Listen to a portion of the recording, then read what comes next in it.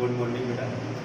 आज इंटीग्रेशन की हम तीसरी ट्रिक, ठीक है, वही बाई पार्ट चैप्टर में ही चल रहे हैं। अभी केवल बाई पार्ट में जितनी भी ट्रिकें आ रही हैं, जितने भी क्वेश्चन ट्रिके से होंगे तो लगभग सारे ही उनको हम बताते हैं। अब अगर तुमको इस फॉर्म का क्वेश्चन मिलता है, समझो e की पावर x कोई भी फंक्शन लिखा है, उसका आगे डिफरेंशिएशन लिखा है। देखो चाहे ये यहां लिखा हो या ये यहां लिखा हो, ब्रैकेट में एक दूसरे का अगर डिफरेंशिएशन लिखा हुआ है तो उसका सीधा सीधा इंटीग्रेशन होता है e की पावर x और फंक्शन यानी कि fx।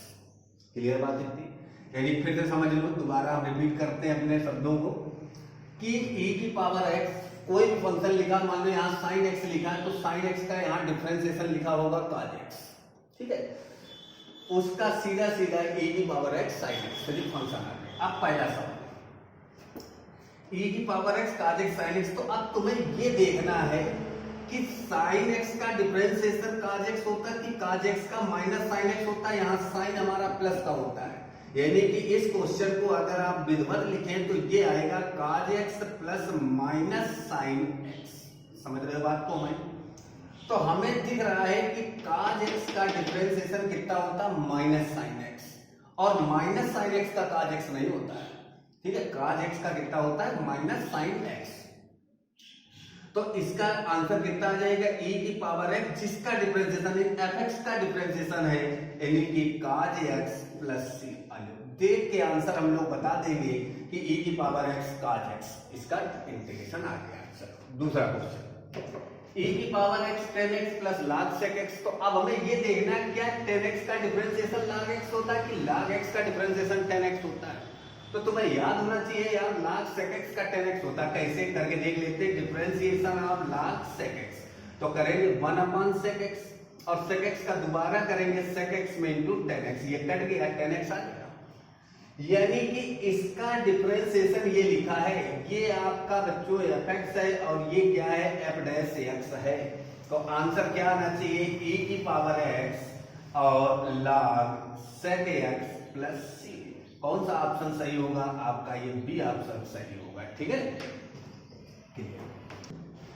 चलो बेटा अगला क्वेश्चन हमने उठाया e की power x sec x 1 plus tan x dx। ठीक, तो देखो यार सीधी सी बात है, देखो e की पावर x तुम्हें इनटू में मिल जाए तो समझ लो हमारा ये होगा, या इससे आगे एक फॉर्म और बनती है वो होगा, वो भी बताएंगे कोड नंबर 4 में, ठीक है। तो हमने देखा कि इसको आप ये लिख सकते हो, e की पावर x sec x को अंदर भेज दो तो sec x plus sec x into tan x बन जाएगा। अब तुम्हें मालूम यार sec x का डिफरेंशिएशन होता है sec x into tan x, होता है नहीं होता? ये fx लिखा है, ये f डैश x लिखा है, तो इसका आंसर कितना आ जाएगा, e की पावर x sec x। यानी कौन सा ऑप्शन सही, तीसरा। हाँ, अब चौथे क्वेश्चन पे आओ, जरा समझो। तुमने देखा कि e की पावर x है इनटू में, तो यानी कि हमारी 101% यही लगेगी ट्रिक, ठीक है, बस केवल e की पावर x इनटू में होना चाहिए।